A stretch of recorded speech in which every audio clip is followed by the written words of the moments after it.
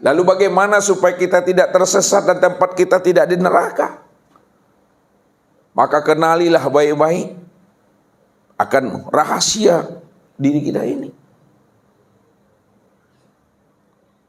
Kalau kita sudah mengenali rahasia diri kita ini, maka disitulah kita bisa menyadari bahwa diri kita ini adalah la haula wala quwata illa billah. Jangan lagi kita ini merasa diri kita ini yang wujud. Jangan lagi diri kita ini merasa diri kita ini yang melihat. Jangan lagi diri kita ini merasa bahwa diri kita ini yang mendengar, berkata, mengetahui, berkuasa, berkehendak, dan hidup. Selagi diri Bapak Ibu masih merasakan diri Bapak Ibu adalah yang wujud, maka selama itu pula lah kita tidak akan pernah mengenal akan Tuhan itu sebenarnya. Ini yang dikatakan Allah. Bila engkau adalah engkau, maka engkau tak kenal aku.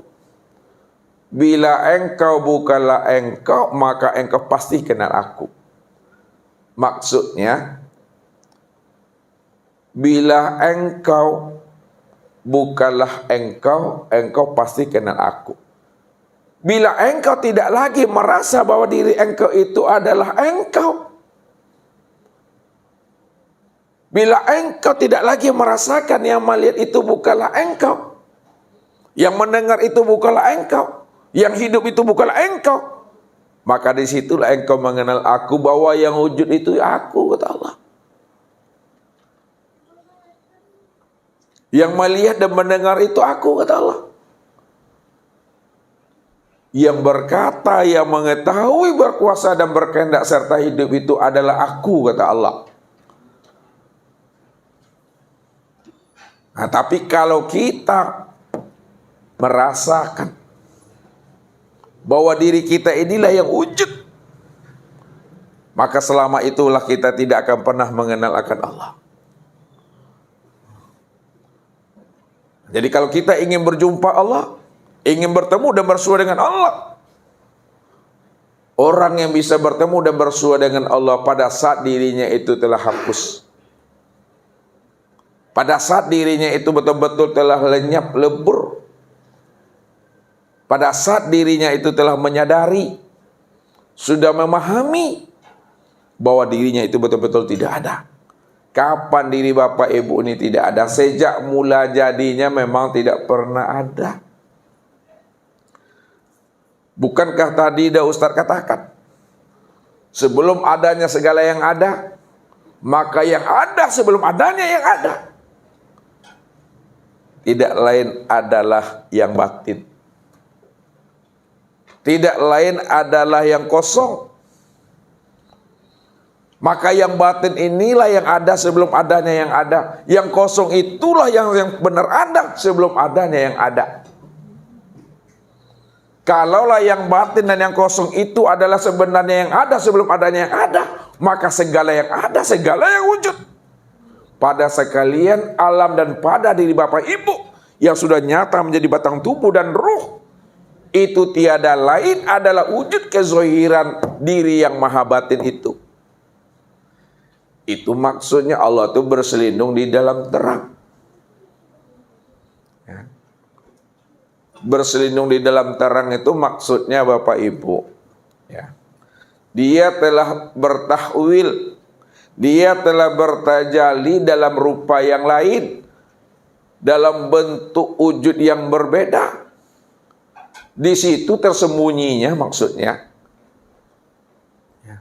Dia nyata, dia terang. Tapi bagi yang tidak mengenal, itulah maksudnya terselindung bagi dirinya. Nah, terselindung itu karena dia tidak mengenal rahasia diri yang batin itu. Sehingga di dalam hatinya, di dalam akal pikirnya, dia masih berpegang bahwa Allah itu ya batin, tidak bisa dilihat. Ya, ini orang yang buta tadi. Bagaimana kita akan mendudukkan syahadat Bapak Ibu? Sedangkan syahadat itu kita bersaksi Asyhadu an la ilaha illallah.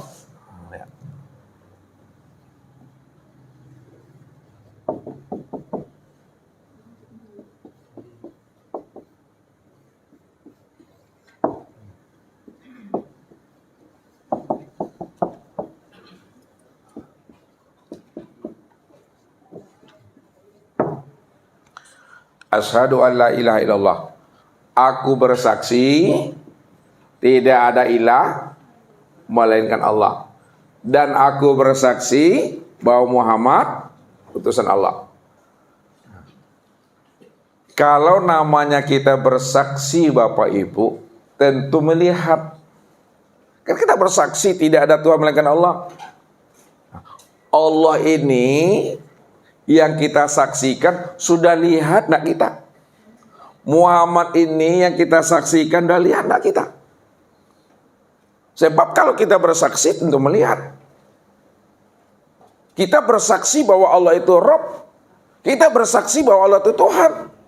Kalau kita bersaksi bahwa Allah itu Rabb dan Tuhan, tentunya Allah yang kita saksikan itu sudah kita lihat. Kalau kita bersaksi bahwa Muhammad itu Rasul Allah, tentu Muhammad sebagai Rasul Allah itu juga kita tidak lihat Bapak Ibu. Kalau kita belum lihat, saksi apa namanya itu? Saksi palsu tuh. Kamu bohong kata Allah. Engkau katakan engkau bersaksi kepada aku. Engkau katakan engkau sudah kenal dengan aku. Tapi kamu sendiri belum mengenal akan aku. Padahal setiap nama yang kita sebut pasti ada wujudnya. Setiap nama yang kita sebut ada orangnya. Tak jauh-jauh mengambil contoh Ustaz. Disebut spidol ini wujudnya. Disebut spidol ini orangnya. Disebut mic ini wujudnya. Disebut mic ini orangnya. Disebut papan tulis ini orangnya, ini wujudnya. Apa yang kita sebut tadi, nama yang kita sebut itu spidol, ini orangnya. Nama yang kita sebut itu mic, ini orangnya. Nama yang kita sebut itu papan tulis, ini orangnya. Begitulah kita. Kalau kita menyebut Allah, kita menyebut Muhammad, mana yang orangnya itu?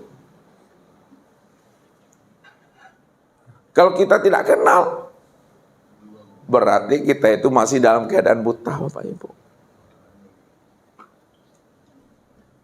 Ini yang Ustadz maksudkan itu. Mengenali Tuhan itu bukan hanya sebatas mengenali namanya. Tapi kenalilah diri yang punya nama yang kita sebut tuh.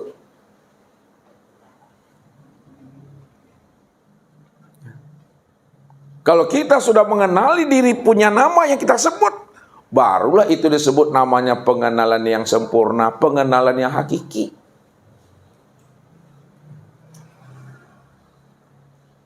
Maka Allah yang kita sebut sebagai Tuhan. Orangnya itu yang mana, dirinya itu yang mana. Diri yang bernama Allah itu, ini yang disebut namanya dengan Muhammad. Allah yang kita sebut nih, mana orangnya, mana dirinya, mana wujudnya. Itulah Muhammad. Siapa Muhammad? Muhammad itu yang Rasul. Siapa Rasul? Yang Rasul itu tiada lain adalah Allah itu sendiri. Makanya Muhammad dengan Allah itu esa dia. Satu, tunggal. Ya. Kalau diuraikan dia satu-satu Bapak Ibu, lihat. Tuhan. Ya.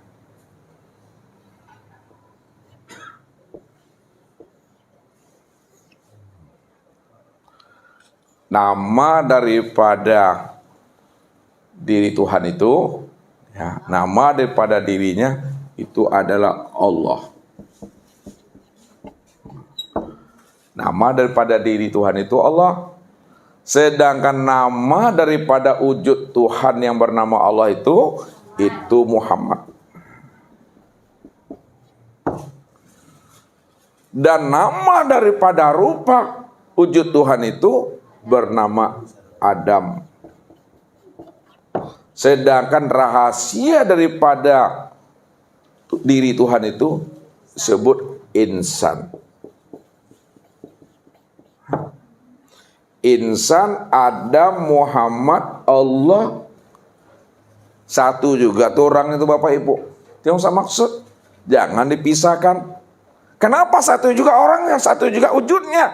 Karena memang dia yang berdiri dengan sendirinya. Itu yang dikatakan qiyamuhu binafsihi ini ya. Qiyamuhu binafsihi. Dia yang berdiri dengan sendirinya. Makanya dikatakan Allah itu namaku, Muhammad itu nama wujudku, Adam itu nama rupaku, insan itu nama rahasia diriku. Aku yang berdiri dengan sendirinya, kata Allah. Kan sudah terang tuh Bapak Ibu. Sudah nyata itu. Maka yang terang dan yang nyata itu yang disebut namanya dengan nur tadi ini ya. Ini nur. Alam ini nur namanya. Langit dan bumi itu nur. Batang tubuh kita ini nur. Sekalian nyawa kita juga nur. Apa maksudnya nur itu? Ya. Nur ini artinya terang. Ya. Kita mengambil pahamnya, mengambil makna. Nanti jangan pula pikirnya nur itu berarti cahaya gitu. Ya.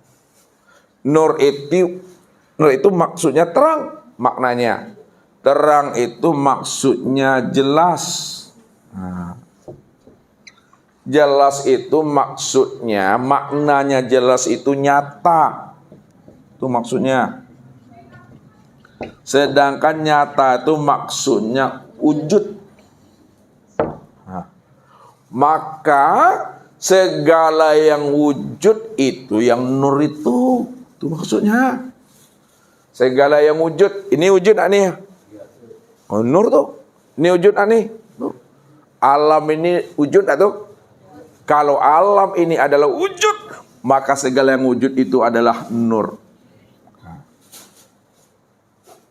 Kalaulah segala yang wujud itu adalah nur, lalu siapa nur ini? Ini mesti kita kenal lagi tadi ya. Nur itu adalah ainullah. Nur itu nyatanya diri aku, kata Allah. Nur itu tajalid aku. Nur itu penampakan diriku.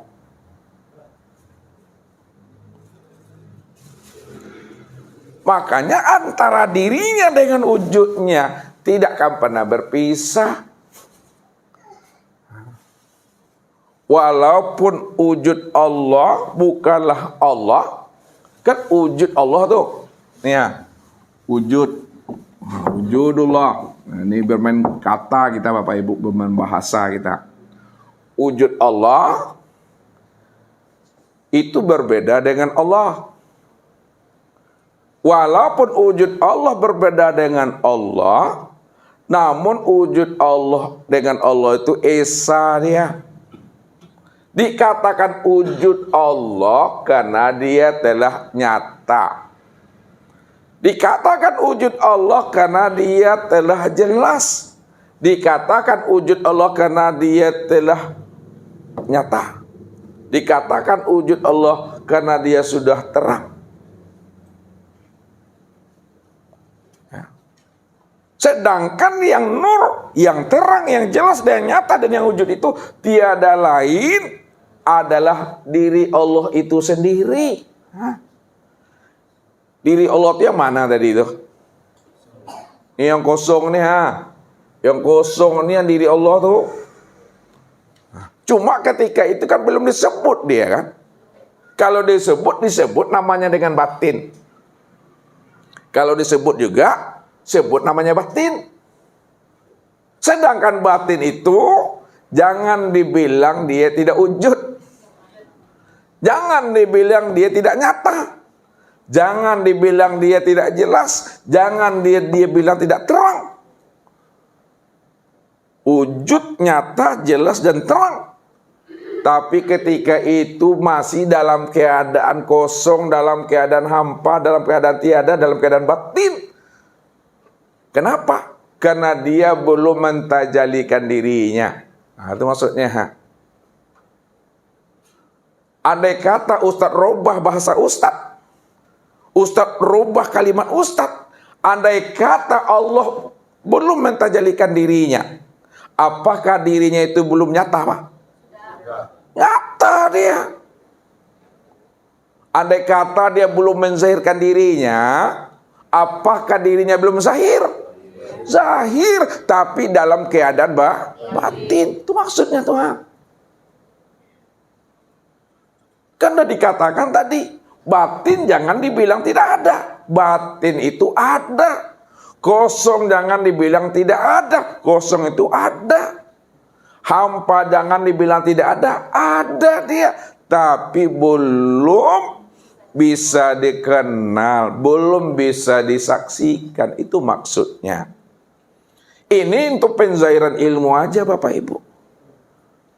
Itu yang saya maksud. Walaupun dia tidak mentajalikan dirinya, walaupun dia tidak menzahirkan dirinya, dirinya itu betul-betul udah nyata. Dirinya itu betul-betul zahir, dirinya itu betul-betul jelas dan terang. Kan dirinya cuma yang ada. Makanya untuk mengenal akan rasa dirinya, disitulah Allah mengajari kita ini. Supaya apa? Supaya kita kenal siapa diri kita ini yang sebenarnya. Itu yang Allah maksud tuh. Kuntu kanzan mahfiyan wa ahbabtu an u'rafa wa khalaqtul khalqa liya'rifani. Allah menggunakan bahasa kuntu. Aku, deyen, ambo. Aku adalah perbendaharaan yang tersembunyi. Kenapa Allah mengatakan aku perbendaharaan tersembunyi? Karena dirinya cuma yang ada. Kalau dirinya cuma yang ada, maka segala yang ada nanti itu asalnya daripada dirinya, dari kandungan dirinya sendiri, dari rahimnya. Itu Allah maksudnya kuntu kanzan mahfiyat. Aku adalah perbendaharaan yang tersembunyi. Wa ahbabtu an u'rafa. Lalu aku ingin dikenal. Aku ingin menyaksikan akan diriku. Aku ingin melihat diriku. Bahasanya. Andai kata Allah tidak mentajalikan dirinya, apakah Allah tidak bisa melihat dirinya? Ya bisa. Karena dia cuma yang ada. Karena aku ingin melihat diriku, ingin menyaksikan diriku, ingin mengenalkan diriku di luar diriku. Wa khalaqtul khalqa liya'rifani. Maka aku ciptakan, aku jadikan, itu bahasa syariat. Kalau makna hakikatnya, aku tajalikan diriku dari diriku sendiri. Aku ingin melihat diriku. Aku ingin mengenal diriku, maka aku melihat dan mengenal diriku di luar diriku. Di luar diriku itu maksudnya ini yang nurnya. Liya'rifani, supaya dia mengenal aku, bahwa akulah yang wujud pada dirinya. Itu masih dalam bentuk bahasa syariat tuh. Maka nur inilah sebagai cermin untuk melihat diri Allah di luar dirinya. Sama dengan cermin ini Bapak Ibu.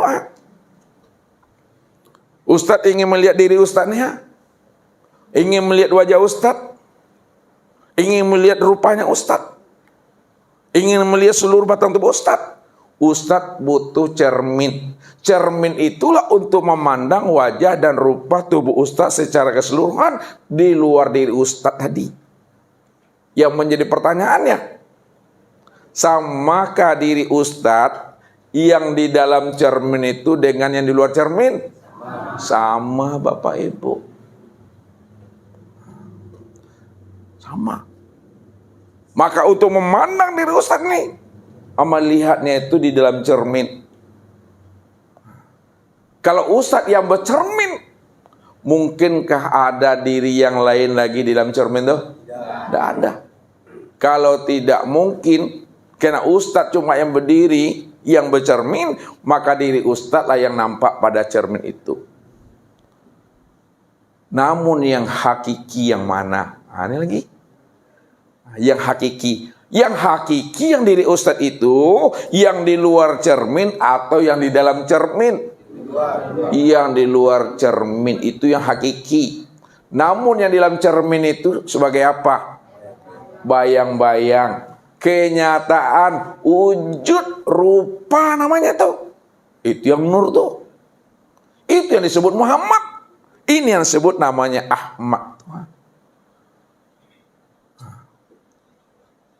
Makanya tidak berpisah yang di luar cermin dengan yang di dalam cermin. Itu maksudnya. Di dalam batin ada zohir, di dalam zohir ada batin. Kalaulah di dalam batin ada zohir, di dalam zohir ada batin, maka patrikan dia. Yang zohir itu dibatinkan, yang batin itu dizohirkan. Pandang satu wujudnya. Ketika kita pandang satu wujudnya, maka disitulah kita bisa paham dan mengerti bahwa dia yang berdiri semata-mata, Bapak Ibu. Maka zohirnya disebut namanya Muhammad, batinnya disebut namanya Ahmad. Ahmad dan Muhammad itu esa, satu dia.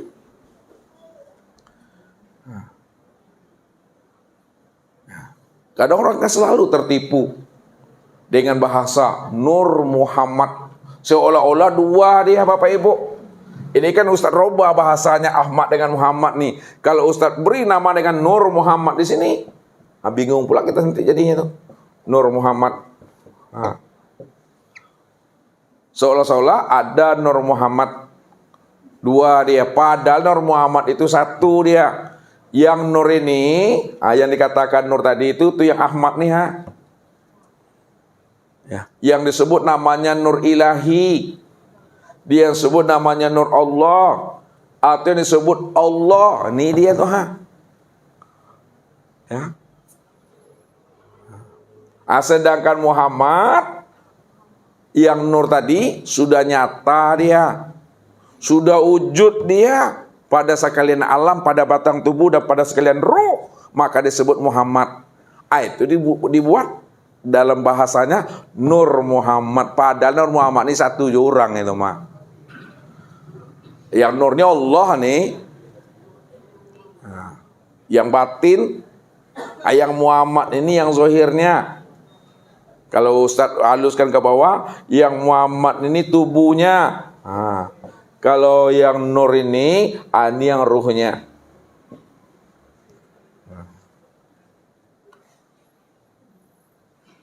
Maka dibuat dia satu kalimatnya dengan Ahmad. Itu dia, Ahmad. Ahmad, alif ha ini alif ha, mim dal. Alif ini awal lafaz Allah. Awal lafaz Allah. Sedangkan itu akhir daripada hanya Allah. Ini Allah. Mim dal, mim awalnya Muhammad.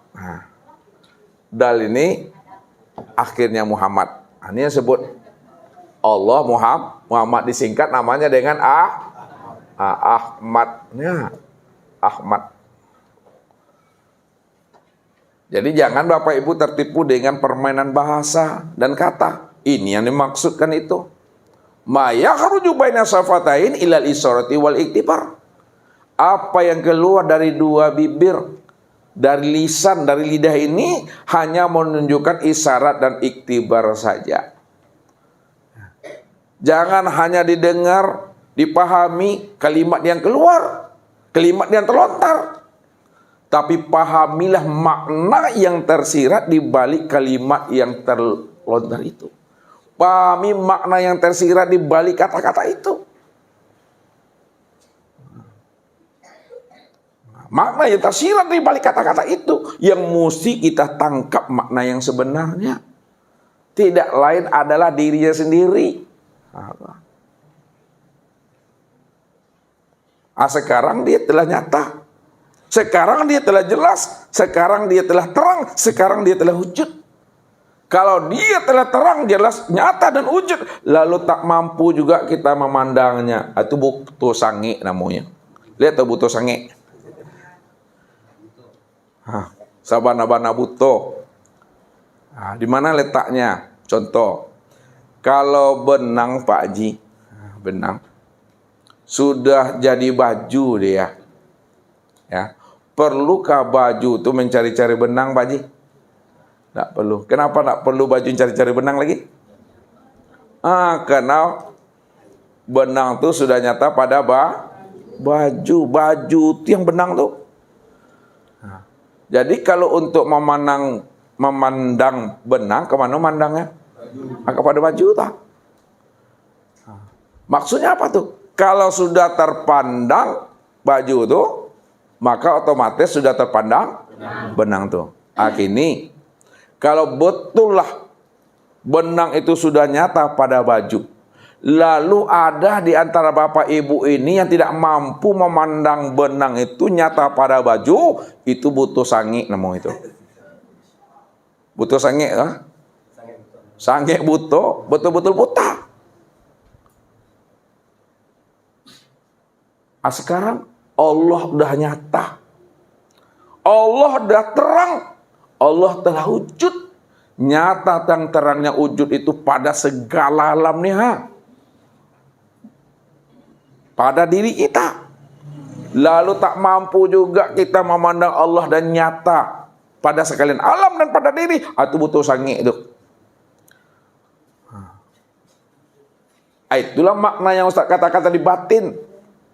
Batinnya Allah itu tiada tersembunyi. Kenapa Allah itu batin tiada tersembunyi? Karena dia itu sudah nyata pada wujud yang berbeda. Sudah nyata pada wujud yang lain. Wujud ini ya, nih semuanya tuh. Maka kenalilah kewujudan Allah itu. Kenalilah kezahiran Allah itu. Kenalilah nur Allah itu, Bapak Ibu. Nur itu bayang-bayangku, dan akulah wujud bayang-bayang itu. Itu maksudnya. Nur itu bayang-bayangku, dan akulah wujud bayang-bayang itu. Kalau diturunkan dia, nur inilah yang disebut namanya dengan sifat. Ya. Sedangkan yang batin, yang kosong ini disebut namanya dengan zat. Untuk memandang zat, pandanglah kepada sifat. Kalau kita sudah memandang sifat, maka sudah terpandang namanya zat tuh. Ya, karena zat itu sudah nyata dia pada sifat. Kalau zat ini sudah nyata pada sifat, itu artinya kalau kita ingin memandang zat, pandang ajalah kepada sifat. Sifat ini tiada lain adalah zat itu sendiri.